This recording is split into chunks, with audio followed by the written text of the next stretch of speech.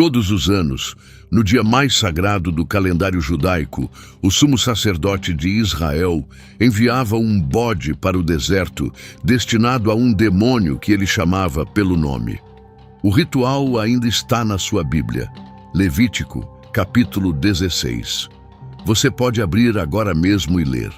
A maioria dos pastores nunca vai pregar sobre isso. E para entender o motivo, é preciso voltar 4.000 anos no tempo, até uma única montanha no norte de Israel, onde 200 anjos fizeram um juramento de sangue para desafiar Deus juntos. Essa montanha ainda existe. Soldados israelenses guardam seu cume até hoje. Turistas esquiam em suas encostas todo o inverno. E aos seus pés, o próprio Jesus um dia ficou de pé e declarou guerra contra os portões do inferno. Esta é a história do Monte Hermon, o lugar onde anjos caíram, o lugar que deu origem a gigantes e o lugar que, se os textos antigos estiverem certos, ainda pode guardar um dos segredos mais sombrios da história bíblica. Para entender por que essa montanha é tão importante, você precisa vê-la. O Monte Hermon fica no ponto de encontro de 3 países modernos: Líbano ao norte, Síria a leste, Israel ao sul. Com quase 2.800 metros de altura, é o ponto mais alto de todo o Levante. Do seu cume, é possível ver o Mar da Galileia, a 65 quilômetros ao sul. Em um dia claro, dá para enxergar até o Mediterrâneo. A neve cobre seu pico durante 9 meses do ano. A água que derrete do Hermon alimenta o rio Jordão, que alimenta o Mar da Galileia, que alimenta a própria terra de Israel. Cada gota de água que Jesus bebeu durante seu ministério veio em algum momento dessa montanha. Mas o mundo antigo não via o Hermon da mesma forma que vemos montanhas hoje. Os cananeus o adoravam como um deus. Chamavam-no de Baal Hermon, Senhor Hermon. Os sidônios o chamavam de Sirion. Os amorreus o chamavam de Senir. Cada cultura antiga que se aproximou dessa montanha lhe deu um nome, e todos esses nomes carregavam peso religioso. Ninguém simplesmente subia o Monte Hermon. Fazia-se uma peregrinação. Levavam-se oferendas. Estava-se entrando em território divino. Porém, o nome hebraico é o que mais importa. Em hebraico, a palavra Hermon vem da raiz Eren. E Eren não significa apenas sagrado ou santo. Significa algo muito mais sombrio. Eren significa consagrado à destruição. Uma coisa colocada sob Eren é uma coisa amaldiçoada, separada, proibida. Na Bíblia hebraica, quando uma cidade inteira era colocada sob Eren, significava que todo ser vivo naquela cidade precisava ser destruído. Nada podia ser poupado. Nada podia ser levado. Então, por que alguém daria a uma montanha o nome de Amaldiçoada? Alguns estudiosos acreditam que a montanha recebeu esse nome por causa daquilo que os povos antigos lembravam ter acontecido ali. Algo tão terrível que se recusavam a subi-la. Algo tão proibido que a própria montanha foi marcada como solo amaldiçoado. Mas lembrado por quem? Marcado por quem e por quê? Para isso, precisamos abrir um livro que a sua Bíblia provavelmente não inclui. Em 1947, um jovem pastor beduíno estava jogando pedras dentro de cavernas perto do Mar Morto, quando ouviu algo se estilhaçar. Ele desceu para investigar.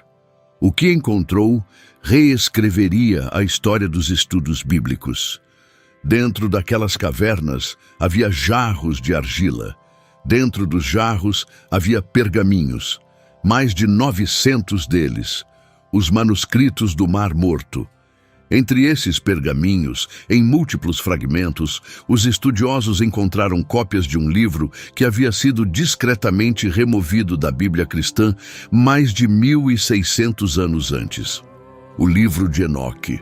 Enoque não é uma figura desconhecida, ele é mencionado em Gênesis capítulo 5, é o bisavô de Noé.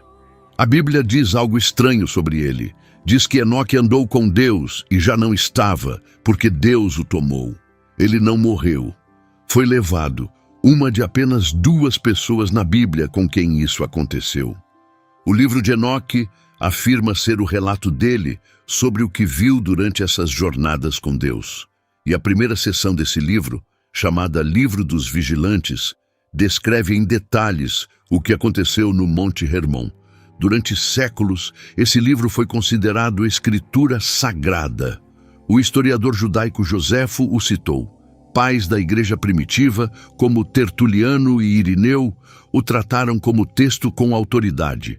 O próprio Novo Testamento cita diretamente dele. No livro de Judas, versículo 14, o autor escreve: Enoque, o 7º desde Adão, profetizou sobre estes homens. A citação que segue é tirada palavra por palavra de 1 Enoque, capítulo 1. E Judas não para aí.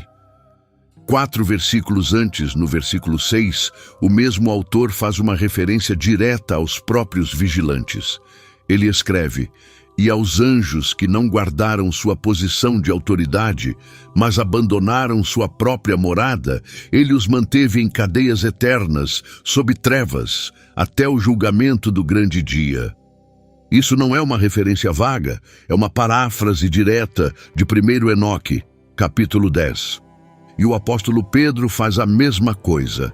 Em 2 Pedro, capítulo 2, versículo 4, ele escreve: Pois se Deus não poupou os anjos que pecaram, mas os lançou no inferno e os entregou a cadeias de trevas para serem mantidos até o julgamento.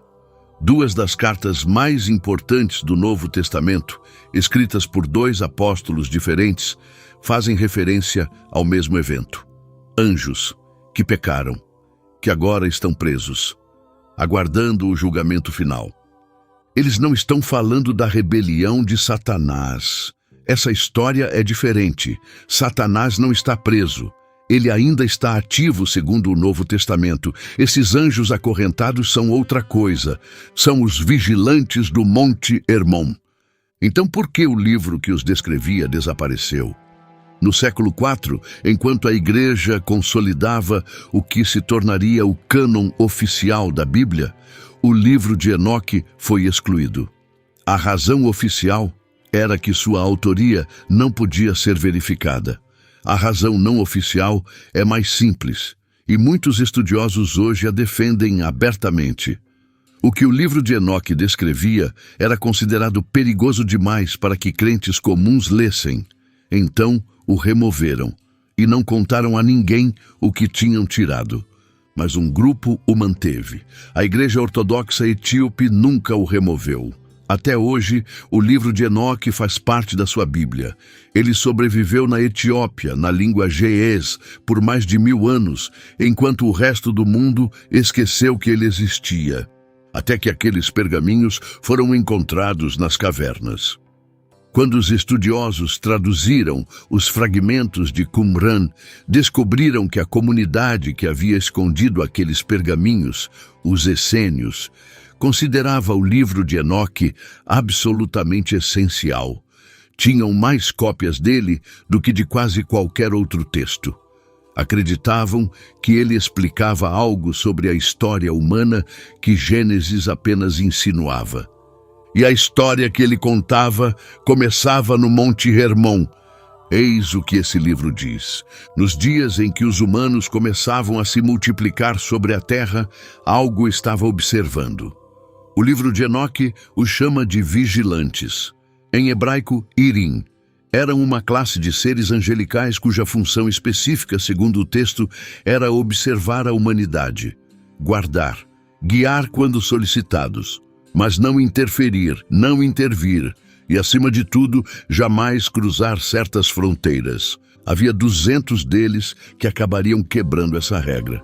E o texto é preciso sobre quando isso aconteceu. Diz que a descida dos vigilantes ocorreu nos dias de Jared. Jared é uma figura real na Bíblia hebraica. Ele está listado em Gênesis, capítulo 5, a 6ª geração desde Adão, o pai do próprio Enoque. E em hebraico, seu nome não é aleatório. Jared, Yared, vem da raiz Yarad, que significa descer, baixar. o pai de Enoque, foi literalmente chamado de descida. Alguns rabinos antigos acreditavam que isso não era coincidência. Ensinavam que Jared recebeu esse nome porque nasceu na geração em que os vigilantes desceram. Toda a sua vida coincidiu com o evento. Seu filho Enoque cresceu com o conhecimento do que havia acontecido e acabou registrando tudo no livro que leva seu nome. A linha do tempo, se tomarmos as genealogias ao pé da letra, coloca a descida por volta do ano 3500 a.C., antes das pirâmides, antes de Stonehenge, antes das primeiras cidades da Mesopotâmia atingirem seu auge. Isso é antiguidade profunda. E segundo o texto, a primeira grande rebelião na terra já havia acontecido. O livro de Enoque diz que os vigilantes olharam de suas posições e viram as filhas dos homens, e as desejaram. Mas um deles, um vigilante chamado Semjaza, compreendia o que estavam prestes a fazer. Reuniu os outros e disse algo que revela a natureza da rebelião deles. Ele disse: "Temo que vocês não queiram realmente fazer isso, e eu serei o único a pagar a pena por um grande pecado." Então fizeram um pacto. Todos juraram um compromisso juntos. Vincularam-se uns aos outros com maldições mútuas, para que, se algum deles tentasse recuar, todos seriam destruídos juntos. Ninguém poderia escapar das consequências. Ninguém poderia voltar atrás. E o lugar onde estavam, quando fizeram esse juramento, segundo 1 Enoque, capítulo 6, versículo 6, era o cume do Monte Hermon. É por isso que a montanha era amaldiçoada. É por isso que era chamada de Eren, a consagrada. Porque foi ali que a rebelião aconteceu. Este é o lugar onde 200 seres celestiais escolheram abandonar sua missão e descer ao mundo físico, e não estavam invisíveis quando vieram. O texto lista os nomes dos 20 líderes que os comandavam: Semjaza, Azazel, Armarus, Cocabel e 16 outros, cada um com uma área de especialidade, cada um com algo específico para trazer à humanidade. Porque os vigilantes não desceram apenas para tomar esposas. Isso fazia parte, mas não era todo o plano. Eles desceram para ensinar, e o que ensinaram mudaria a civilização humana para sempre. Mas antes de entrarmos no que eles ensinaram, você precisa entender uma coisa. O livro de Enoque insiste que tudo o que se seguiu, tudo o que deu errado no mundo antigo, cada coisa sombria que os seres humanos aprenderam a fazer, remonta a este único momento, nesta única montanha. Foi aqui que tudo começou. A primeira coisa que Azazel ensinou à humanidade foi como matar. Segundo 1 Enoque, capítulo 8, ele ensinou os homens a fazer espadas, facas, escudos e couraças. Ensinou-lhes metalurgia. Ensinou-os a trabalhar ferro e bronze de maneiras que a natureza sozinha jamais teria revelado. Antes de Azazel, o texto sugere: os humanos lutavam com pedras e paus. Depois de Azazel, tinham a tecnologia para travar guerras numa escala nunca vista. Mas isso era apenas o começo. Azazel também ensinou as mulheres a pintar o rosto. Ensinou-as a escurecer os olhos, a se adornar com joias, a tingir os cabelos. O texto trata isso não como vaidade inofensiva, mas como algo espiritualmente corrosivo. Os vigilantes estavam ensinando a humanidade a seduzir, a enganar, a apresentar algo que não era real. Depois vieram os outros. Baraquijal ensinou astrologia, a leitura das estrelas para prever o futuro. Outros ensinaram os sinais do sol, os sinais da lua, a magia das nuvens, o lançamento de feitiços, a quebra de encantamentos, todo o conhecimento proibido, tudo passado a humanos que jamais deveriam tê-lo recebido. Mas 2 nomes em particular merecem atenção. Penemue, um dos vigilantes mais importantes, ensinou os humanos a escrever com tinta sobre papel. O livro de Enoque trata isso como uma corrupção. Não porque a escrita em si fosse má, mas porque Penemue ensinou os humanos a registrar coisas que deveriam ter sido esquecidas, a preservar mentiras, a falsificar. E depois havia Casdejá. Casdeja, segundo o primeiro Enoque, capítulo 69, ensinou à humanidade o segredo da serpente. Ensinou a golpear o embrião no ventre. Ensinou a golpear as almas. Os estudiosos discordam sobre o que exatamente isso significa, mas a leitura direta é perturbadora.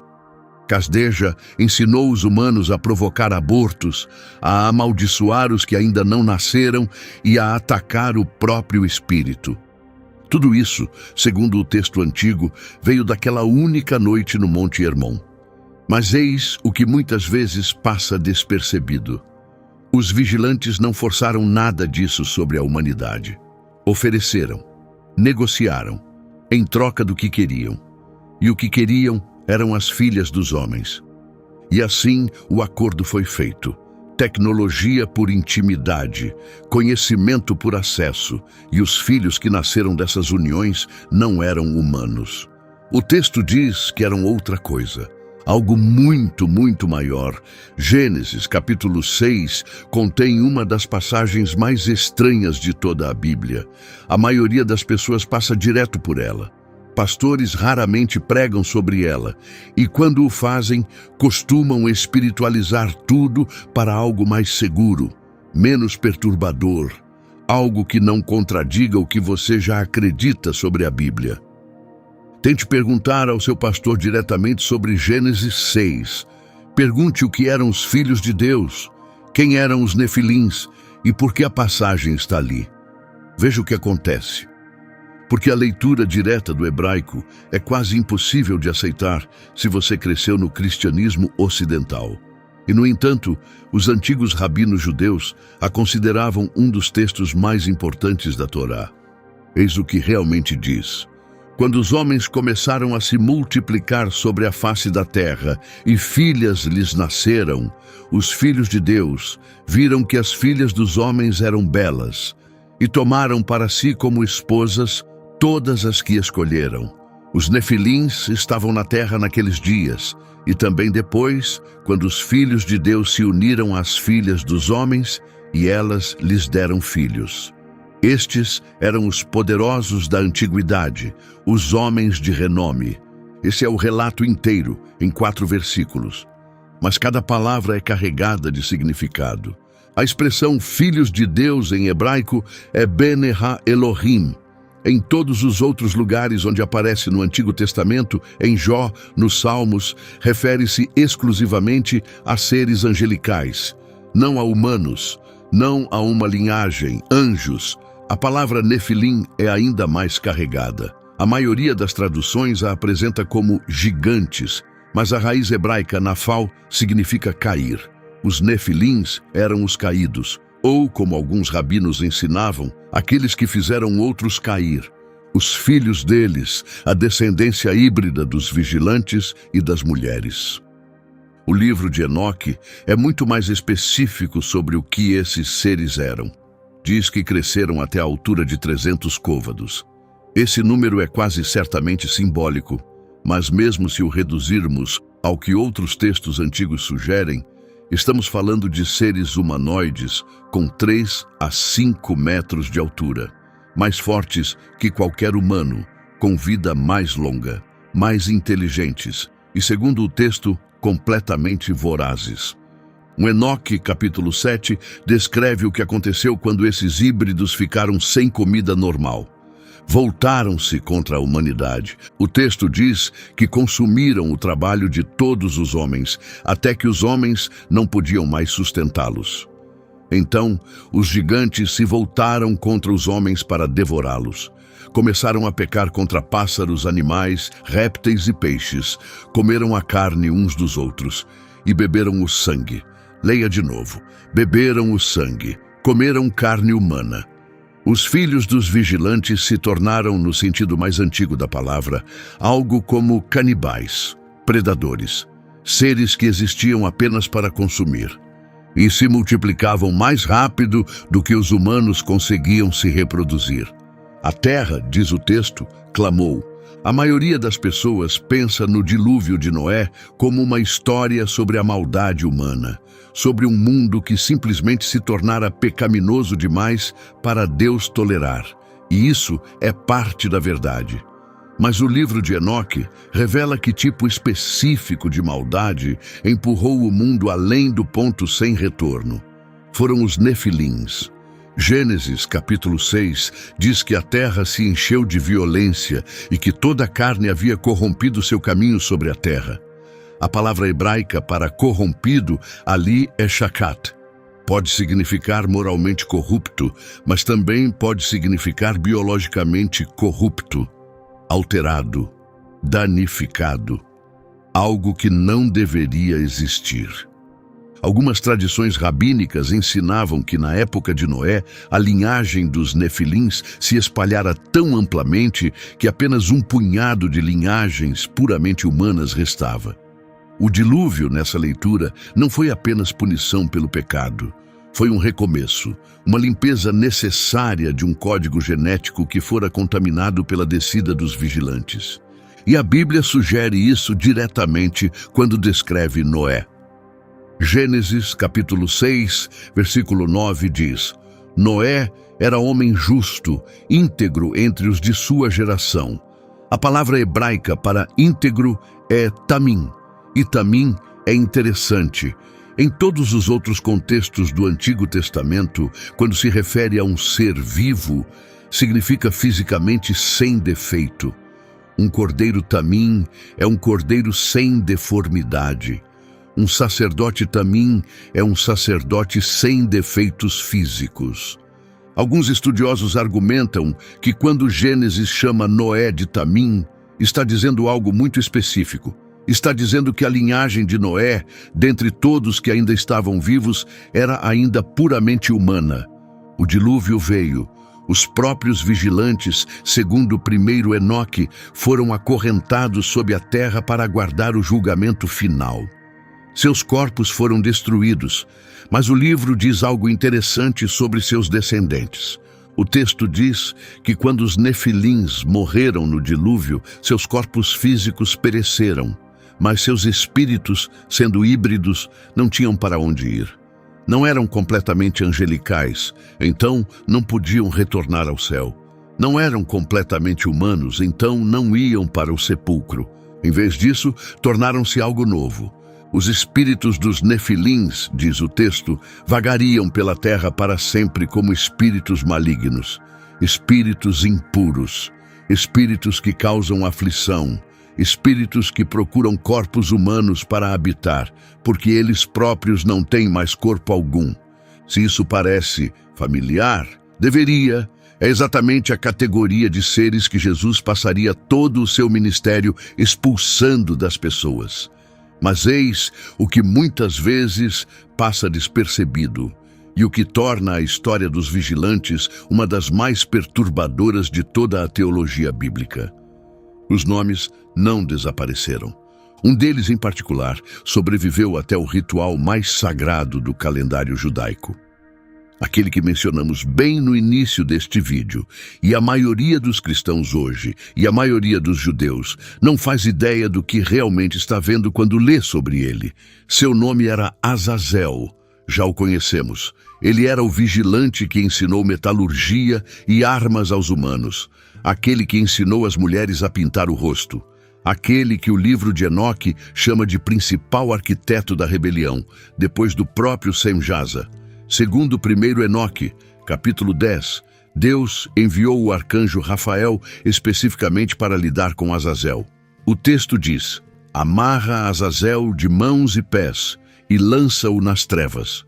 Faz uma abertura no deserto que fica em Dudael e lança-o ali. Coloca sobre ele rochas ásperas e pontiagudas. Cobre-o com trevas e que ali permaneça para sempre. Azazel, em outras palavras, seria enterrado vivo no deserto até o julgamento final. E 1500 anos depois, aquele mesmo deserto abrigaria um dos rituais mais estranhos de toda a Bíblia hebraica. Levítico, capítulo 16, descreve o dia da expiação, Yom Kippur. o dia mais sagrado do ano judaico. O único dia em que o sumo sacerdote entrava no Santo dos Santos, a câmara mais interna do templo, e ficava na presença do próprio Deus. O ritual exigia 2 bodes. O primeiro bode era sacrificado no altar, e seu sangue era levado ao Santo dos Santos como oferta pelo pecado de toda a nação. O segundo bode era diferente. O sumo sacerdote colocava as mãos sobre a cabeça dele e confessava sobre ele todos os pecados do povo de Israel. Então o bode, agora carregando todo o pecado da nação, era conduzido para fora da cidade, para o deserto, para a solidão, para ser enviado, diz o texto, a Azazel. A maioria das Bíblias em português traduz isso como bode expiatório, mas o texto hebraico não é ambíguo. Usa um nome próprio, La Azazel, para Azazel. Durante mais de 1000 anos, no dia mais sagrado do seu calendário, os sacerdotes de Israel enviavam um bode carregado com os pecados de toda a nação para o deserto, especificamente para o lugar onde Azazel estava acorrentado. Como se dissessem, estes pecados que você inspirou, leve-os de volta, eles pertencem a você. O ritual foi realizado todos os anos, até a destruição do segundo templo, em 70 d.C. A Mishnah, a compilação da lei oral judaica, descreve o procedimento em detalhes. O bode era conduzido por um homem designado até o deserto, até um penhasco específico, e ali o homem empurrava o bode penhasco abaixo, fazendo-o rolar sobre as rochas. O texto especifica que o bode precisava morrer. Seus ossos precisavam se quebrar. Não podia ser permitido que voltasse ao acampamento. O simbolismo não poderia ser mais claro. Os pecados do povo não estavam apenas sendo removidos, estavam sendo devolvidos. Devolvidos àquele cuja rebelião os havia introduzido em primeiro lugar. E aqui está a parte que os cristãos, especialmente, precisam entender. Quando Jesus morreu, ele morreu durante o ciclo da Páscoa. Mas o livro de Hebreus insiste que seu verdadeiro contexto teológico era o dia da expiação. Toda a sua missão, segundo Hebreus, capítulo 9, era o cumprimento do Yom Kippur. Ele era os 2 bodes, era o sacrificado cujo sangue entrou no verdadeiro Santo dos Santos, e era aquele que carregou os pecados do povo para sempre.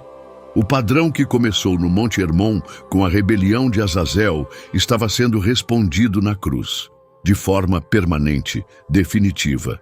Azazel havia dado à humanidade o conhecimento que a corrompeu. Jesus deu à humanidade o sacrifício que a redimiu. A rebelião na montanha teve um preço e ele estava sendo pago. Mas antes de chegarmos à cruz, há mais uma parte da história antiga que você precisa entender. Porque o dilúvio não acabou de fato com os gigantes. Alguns deles, de alguma forma, voltaram. A região diretamente na base do Monte Hermon, no lado leste, chama-se Bazã. Hoje ela está principalmente dentro das colinas de Golã. É um terreno áspero, rochoso, vulcânico, pontilhado de estranhas estruturas de pedra que os arqueólogos ainda não conseguem explicar completamente. No mundo antigo, Bazã tinha uma reputação. Nos textos ugaríticos, que são anteriores à Bíblia hebraica, a região de Bazã era chamada de Beteadn, que literalmente significa serpente. A religião ugarítica associava essa região ao mundo dos mortos, ao reino dos que partiram, a seres que vinham de baixo. Era considerado um lugar liminar, um portal. E quando os israelitas entraram na terra prometida sob Moisés, esta foi a região que tiveram de conquistar primeiro. Depararam-se com um rei chamado Og. Deuteronômio, capítulo 3, versículo 11, contém um dos versículos mais casualmente chocantes de toda a Bíblia. Diz: pois apenas Og, rei de Bazã, restava dos remanescentes dos Refaíns. Eis que sua cama era uma cama de ferro. Não está ela em Rabá dos filhos de Amon, 9 côvados de comprimento e 4 côvados de largura, segundo o côvado comum. 9 côvados equivalem a cerca de 4 metros, 4 côvados a quase 2 metros. A cama de Og tinha 4 metros de comprimento. A Bíblia está dizendo claramente que esse homem era um gigante. Mas a palavra realmente importante nesse versículo é refaíns, porque os refaíns não eram apenas humanos grandes. A Bíblia hebraica usa várias palavras para povos gigantes: nefilins, anaquins, emins, zuzins e refaíns. E os refaíns são consistentemente associados aos mortos, ao mundo subterrâneo, a algo antigo que não deveria ter sobrevivido. Em várias passagens do Antigo Testamento, a palavra refaíns é usada para descrever os espíritos de reis mortos no mundo inferior. É a palavra hebraica para as sombras, os fantasmas de governantes antigos. E, no entanto, aqui na terra de Bazã, Og é chamado o último dos refaíns, um sobrevivente físico de um povo que não deveria existir. A arqueologia fica ainda mais estranha quando se observa o que realmente existe em Bazã. Há uma estrutura lá chamada Rujim el-Hiri, o montículo de pedras do gato selvagem. É um enorme conjunto de anéis concêntricos de pedras, com mais de 150 metros de diâmetro. Foi construído em algum momento entre 3.000 e 2.500 a.C. Ninguém sabe quem o construiu. Ninguém sabe para que servia.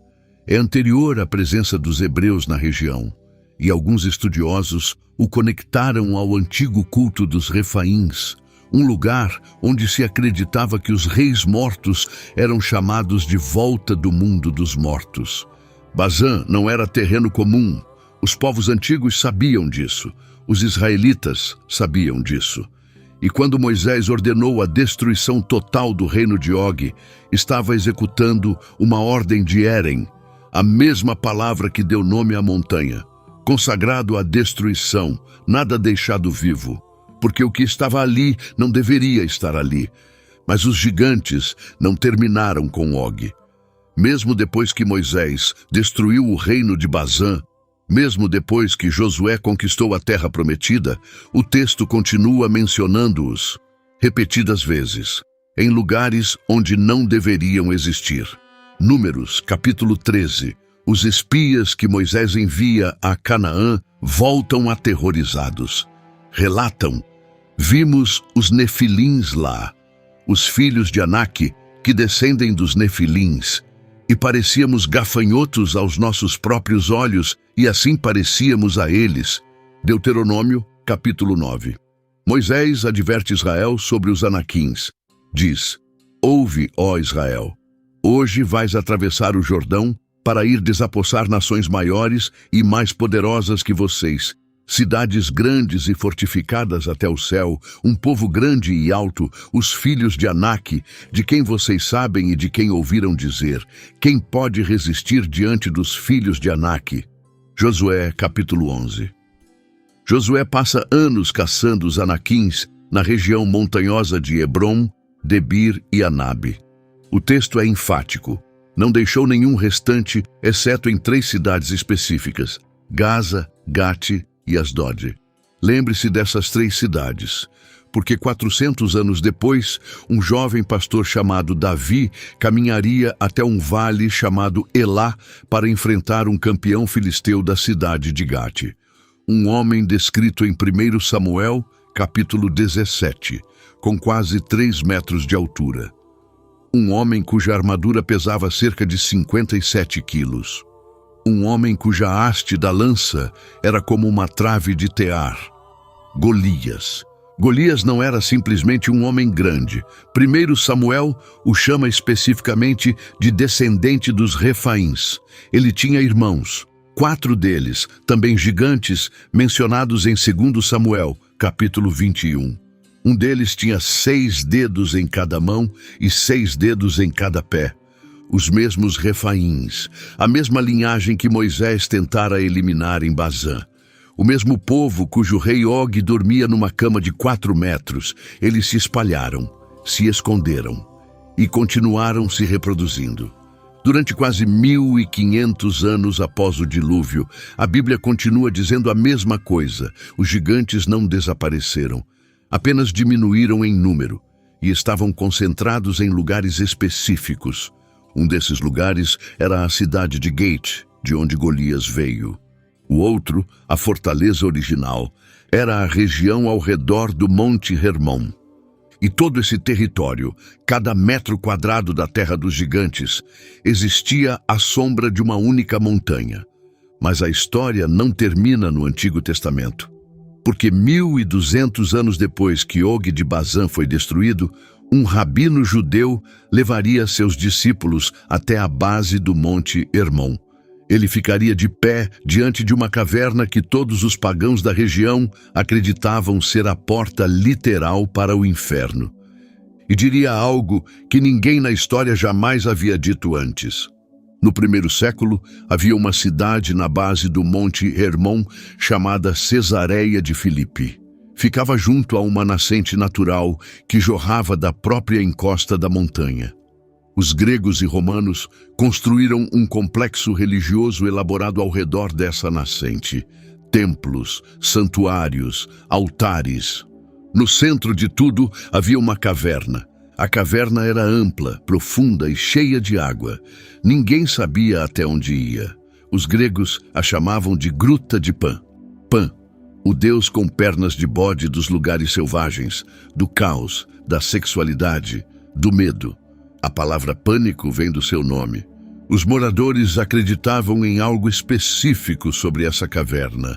Acreditavam que era uma entrada para o mundo dos mortos, a porta pela qual os deuses da colheita desciam ao Hades a cada inverno e pela qual retornavam a cada primavera. Quando as chuvas chegavam, a nascente jorrava com mais força e acreditavam que era porque os deuses estavam subindo de volta por aquele buraco na montanha. Para testar se os deuses aceitavam suas oferendas, os adoradores realizavam um ritual. Sacrificavam animais e jogavam os corpos na água da caverna. Se o corpo desaparecesse, os deuses o haviam aceitado. Se sangue subisse à superfície, o haviam rejeitado. Os rituais não se limitavam a sacrifícios de animais. Cesareia de Filipe era conhecida em todo o mundo romano por seus ritos sexuais, prostituição nos templos, cultos de fertilidade. Alguns historiadores sugerem que adoradores praticavam atos rituais com bodes, como parte do culto a Pan. Aquele não era um lugar puro, era, em todos os sentidos que a palavra tinha para um judeu da antiguidade, um portal para o inferno, um lugar de demônios. Um lugar onde a fronteira entre os mundos era fina. E os judeus do primeiro século tinham uma razão ainda mais antiga para evitá-lo, porque eles sabiam, lembravam, não haviam esquecido.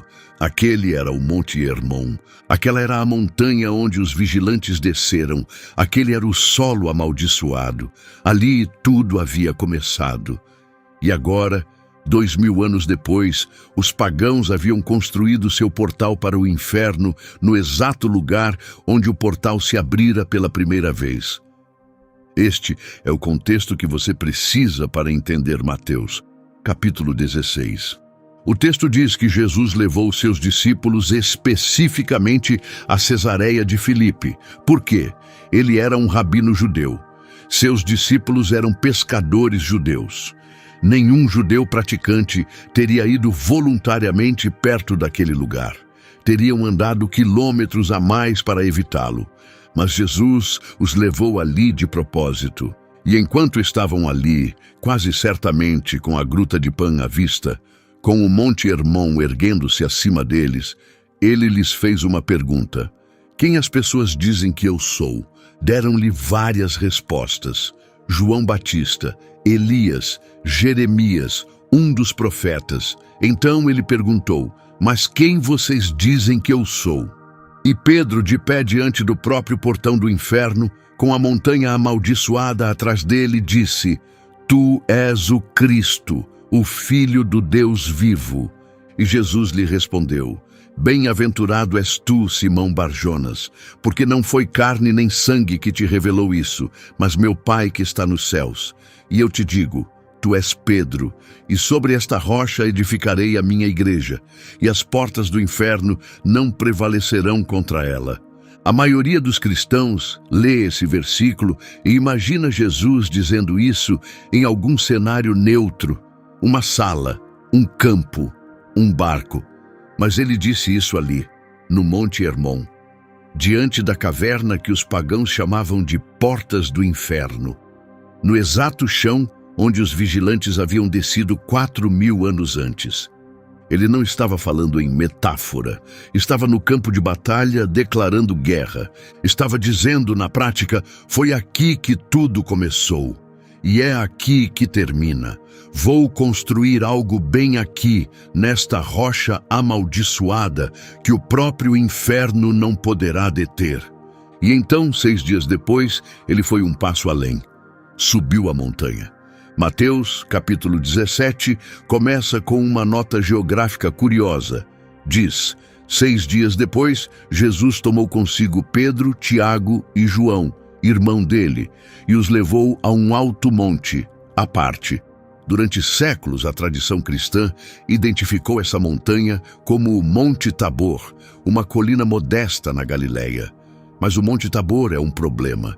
Não fica perto de Cesareia de Filipe. Não é um monte alto, e o texto especifica que isso aconteceu 6 dias depois, ou seja, 6 dias depois de Jesus e os discípulos terem estado nas portas do inferno. Um número crescente de estudiosos hoje argumenta que a montanha da Transfiguração não era o Tabor, era o Hermon. A geografia funciona. Os discípulos já estavam na base do Hermon. O texto o chama de Monte Alto, e o Hermon é o pico mais alto de toda a região. 6 dias de caminhada os colocariam perto do cume. E se estavam no Hermon, então o simbolismo do que aconteceu em seguida se torna quase insuportável. O texto diz que no topo daquela montanha Jesus foi transfigurado. Seu rosto começou a brilhar como o sol. Suas vestes ficaram brancas como a luz, e 2 figuras apareceram com ele, Moisés e Elias. Pense em onde isso está acontecendo, no exato cume onde 200 vigilantes desceram para corromper a humanidade, Jesus subiu para revelar sua glória à humanidade. No chão onde anjos um dia caíram, o Filho do Homem foi exaltado. Na montanha que os textos antigos chamavam de Hérem, a amaldiçoada, a consagrada à destruição, Jesus estava em luz ofuscante com Moisés, o legislador, e Elias, o maior dos profetas. As 2 figuras humanas que, em toda a escritura hebraica, representavam mais claramente a aliança de Deus com a humanidade. E então uma voz veio do céu, a mesma voz que falara em seu batismo. Disse: Este é o meu Filho amado, em quem me comprazo. Ouçam-no. A antiga rebelião estava sendo respondida em seu próprio terreno. Toda história tem um começo e um fim. E se o livro de Enoque está certo ao dizer que a corrupção do mundo começou no cume do Monte Hermon, então os evangelhos estão dizendo algo extraordinário. O reparo do mundo começou no exato mesmo lugar. O lugar onde o céu primeiro caiu sobre a terra, e então, milênios depois, o lugar onde o céu tocou a terra novamente. Mas desta vez, não para corrompê-la, para salvá-la.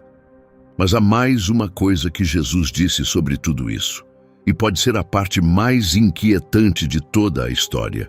Durante seu ministério, perguntaram a Jesus sobre o fim dos tempos. Quando viria? Como seria? Como alguém saberia? Sua resposta está registrada em Mateus, capítulo 24, e Lucas, capítulo 17, e é curta, quase casual, mas todo estudioso que se debruçou sobre a tradição dos vigilantes precisou lidar com ela. Ele disse: assim como foi nos dias de Noé, assim será na vinda do Filho do Homem. A maioria dos cristãos lê isso como uma declaração geral sobre maldade. As pessoas eram más no tempo de Noé. As pessoas serão más nos últimos dias. O paralelo é moral. Mas leia isso à luz do livro de Enoque, leia à luz de Gênesis, capítulo 6. Leia à luz de tudo o que acabamos de falar. Como eram realmente os dias de Noé? Eram os dias em que seres angelicais cruzaram a fronteira entre os mundos, quando filhos híbridos caminhavam sobre a terra, quando o conhecimento antigo proibido estava sendo oferecido à humanidade por seres que jamais deveriam ter descido. Os dias de Noé não eram apenas moralmente maus, eram sobrenaturalmente contaminados. E Jesus disse, será assim de novo. O livro de Enoque concorda. Em suas seções finais, contém uma profecia sobre o que chama de últimos dias. Descreve os vigilantes sendo soltos de suas correntes para uma última rebelião. Descreve os espíritos dos Nefilim se levantando. Descreve um mundo em que a antiga corrupção retorna com força total, apenas o tempo suficiente para o julgamento final cair. E se você prestar atenção ao mundo ao seu redor hoje, pode começar a notar algo mais. As mesmas coisas que os vigilantes ensinaram à humanidade 4.000 anos atrás estão sendo celebradas agora como progresso. As mesmas fronteiras que eles violaram estão sendo dissolvidas. O mesmo conhecimento proibido está sendo reformulado como iluminação.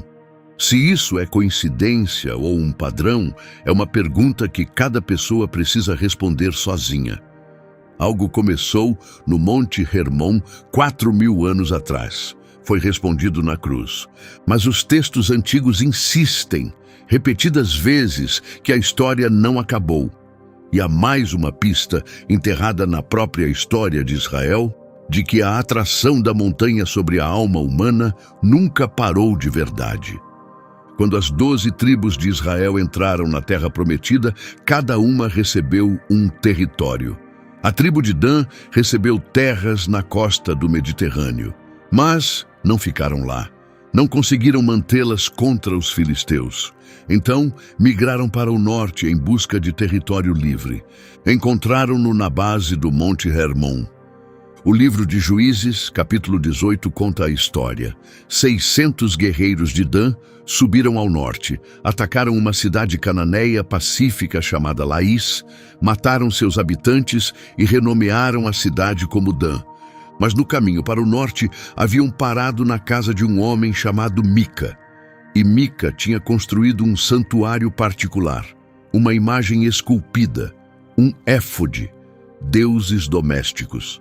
Até contrataram um sacerdote pessoal, e os homens de Dan levaram tudo: o ídolo, o sacerdote, o éfode, os deuses. Levaram tudo para sua nova cidade e os estabeleceram como a religião de sua tribo. Na base do Monte Hermon, a tribo de Dan se tornou a primeira tribo de Israel a institucionalizar a idolatria. Séculos depois, quando o reino de Israel se dividiu em dois, o rei Jeroboão fez um cálculo político. Sabia que seu povo ainda ia a Jerusalém para adorar. E sabia que se continuassem fazendo isso, acabariam querendo se reunir com Judá. Então estabeleceu 2 locais alternativos de adoração, 2 bezerros de ouro, um no sul, em Betel, e um no norte, em Dan, na base do Monte Hermon. Pelos 200 anos seguintes, um bezerro de ouro ficou aos pés da montanha onde os vigilantes haviam descido. Israelitas faziam peregrinação até lá, queimavam oferendas, celebravam festas. No exato solo que deveria estar sob Éren, o profeta Amós acabaria declarando julgamento sobre aquele altar. Os assírios acabariam destruindo-o, mas o padrão é marcante. Toda vez que uma falsa religião brotava em Israel, parecia encontrar o caminho de volta a essa mesma montanha, como se algo no solo ali os estivesse chamando, como se a maldição ainda estivesse ativa, e a própria montanha não ficou em silêncio. Em dezembro de 2024, após o colapso repentino do regime de Assad na Síria, forças israelenses cruzaram o território sírio e assumiram o controle do lado sírio do Monte Hermon. Pela primeira vez em mais de 50 anos, todo o cume ficou sob um único comando militar estrangeiro. Você provavelmente não viu as manchetes. Foram breves. O Monte Hermon é um ativo estratégico, diziam os relatórios. Nada mais. Mas pergunte a si mesmo: de todas as montanhas da Terra, por que é esta que fica na fronteira de 3 países e de uma linha de observação das Nações Unidas? Por que é esta que vê guerra a cada geração? Por que é esta que soldados estrangeiros continuam tentando controlar repetidas vezes por milhares de anos? O livro de Enoque disse que os vigilantes um dia seriam soltos, no fim dos tempos, para uma última rebelião. Nomeou a montanha onde haviam descido. E 2000 anos depois de Cristo, os estudiosos que levam esses textos a sério já não são uma minoria marginal. Acadêmicos como Michael Heiser, professores do Bible Project. Uma nova geração de leitores da Bíblia que estão discretamente voltando a Gênesis, capítulo 6, e lendo-o da mesma forma que os antigos rabinos liam, literalmente, não como metáfora, não como mito, como história. A maioria das pessoas que visita o Monte Hermon hoje não faz ideia do que aconteceu ali. O livro de Enoque ainda está sendo lido na Etiópia, em bibliotecas universitárias, em comunidades religiosas que nunca o abandonaram. Gênesis capítulo 6 ainda está na sua Bíblia, mesmo que a maioria dos pregadores o pule. As portas do inferno ainda estão lá, em Banias, ainda fluindo, ainda derramando água no Rio Jordão. E a montanha permanece onde sempre esteve, observando, guardando seu segredo.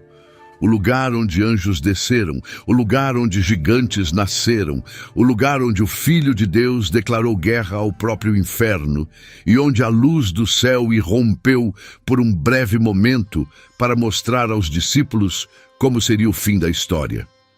Uma montanha, 2 descidas e uma história que, se você ler os textos antigos, está longe de ter acabado. Antes de ir, uma pergunta. Você já tinha ouvido algo disso antes? O ritual de Azazel, os vigilantes, o significado do nome Hermon, a razão pela qual Jesus escolheu exatamente aquela montanha. Alguém já lhe disse que essas coisas existiam na Bíblia? Deixe nos comentários, porque estou genuinamente curioso para saber quantas pessoas estão ouvindo isso pela primeira vez hoje. E se isso te surpreendeu, você não está preparado para o que o livro de Enoque diz que vem a seguir. Porque a rebelião no Monte Hermon foi a primeira descida, mas a profecia final de Enoque descreve uma segunda, no fim dos tempos, com consequências muito piores do que a primeira. Esse vídeo está na tela agora, clique nele. Inscreva-se para mais histórias como esta, aquelas que nunca entraram nos sermões que você cresceu ouvindo, e nos vemos no próximo vídeo.